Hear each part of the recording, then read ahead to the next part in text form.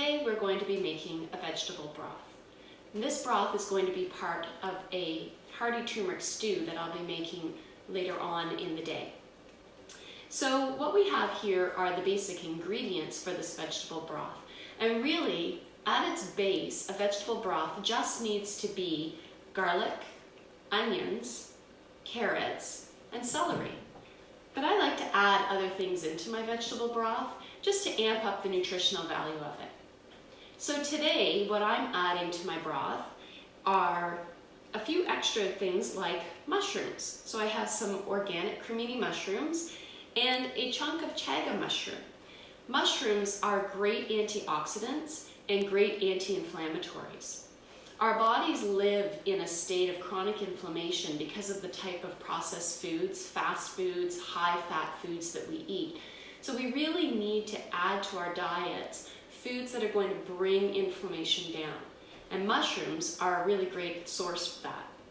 Now the chaga mushroom, you might be wondering about this because it's quite the solid chunk. What I'm going to do with this is just put it into the liquid with the other vegetables and allow it to simmer away. And when we go to strain all of these vegetables out, the chaga chunk will still be intact. I'll take it out, put it back in the bowl, and let it dry out to be used another time because it can be reused several times. So other things that I'm going to put into my vegetable broth include parsley, which is an excellent antioxidant and anti-inflammatory. It's also very high in nutrients. So we want to build as much nutritional value in our broth as we're able to. The other thing that I'm adding outside of the basics is a little bit of seaweed. Now seaweed is high in iodine, which is really great for our thyroids, and it's also very high in vitamin A and is a great source of fiber. So we will just add this into the liquid and allow it to simmer away, much like the chaga, and when we're done with it, we'll strain it out when we strain out the other vegetables. Once all of the vegetables are prepared, I'm going to simmer the onions and garlic in avocado oil and then add the celery and the carrots and then eventually add the other vegetables. Just in a regular pot, it doesn't have to be anything fancy, but we need to make sure that we have enough space because we're going to add water to cover all of those vegetables and that will allow them to steep away for several hours today. Other types of broths that you can make include bone broth that could be organic chicken, turkey, or beef bones, fish broth, or a mushroom broth with a variety of mushrooms in it. You get to choose what you like and add it into your recipes. So basically, we're just going to take everything, cut it up into large chunks, put it into the pot, and let it simmer away. Uses for vegetable broth include, as I've mentioned, soups and stews, risottos, any recipe that requires a liquid base that maybe you want to have a little bit more flavor. I like to use it also when I'm making a rice, just it adds a little bit more than just the water. Another way that we can bring vegetable broth or bone broth into our diet is if we are sick. Because when we get sick, we go into inflammation. Our body naturally produces inflammation to protect ourselves and to protect a wound.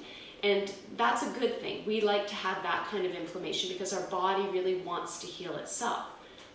But we also can use it to help reduce that inflammation and to support that cellular health as we're healing. Post-surgery is a great time to use broth in your diet because it's a nice liquid, it's easy to get down, it's easy to stay down, and it's also very nutrient dense. So that's something to consider. If you have a virus or a cold or you're just feeling under the weather, using a broth to sip on over the course of the day is also a great idea because of that anti-inflammatory property, the antioxidant properties, and the cellular healing that can happen from all of the nutrients. So those are just some ways that you can use broth in your diet. And again, it's just a really easy thing to make, and you can put it into mason jars when you're done, store it in your fridge, and if you have lots of extra, you can store it in your freezer and just thaw it as you need it. So let's get to making this broth. So I've gone ahead and chopped up all of the vegetables, and as I mentioned, there's no need to have them in really small chunks. They're actually quite in large chunks because we're just going to strain all of them out anyway. So behind me, my avocado oil is preheating, and I have all of my onions and garlic ready to go. So I'm just going to add them to the pot and give them a stir, and then start adding in these pieces.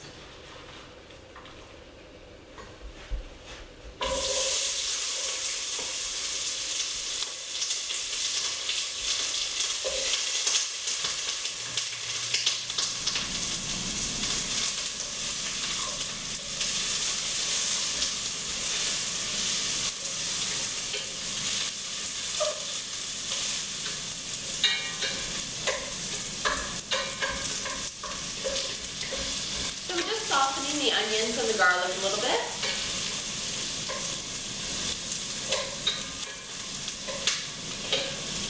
And next we'll put in the celery and the carrots.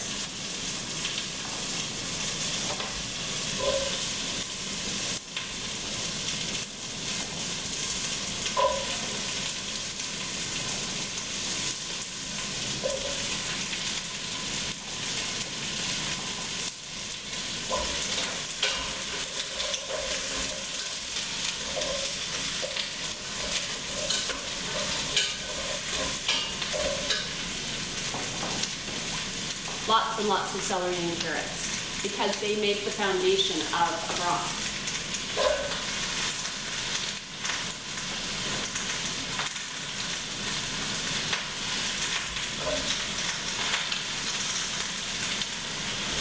Give that a stir.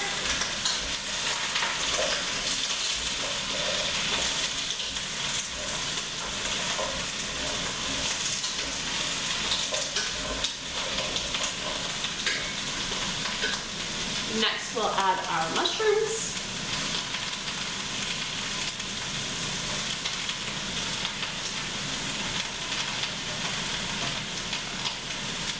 A little bit of parsley in there, that's okay.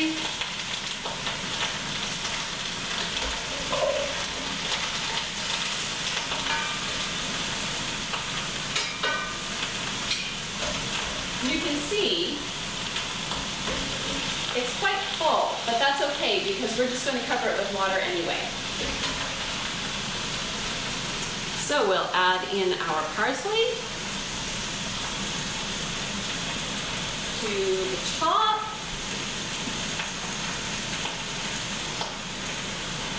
Put in our Chaga Mushroom and a little bit of the seaweed.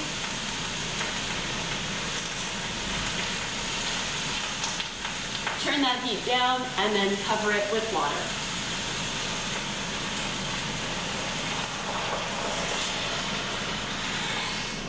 And there you go. We have our vegetable broth started.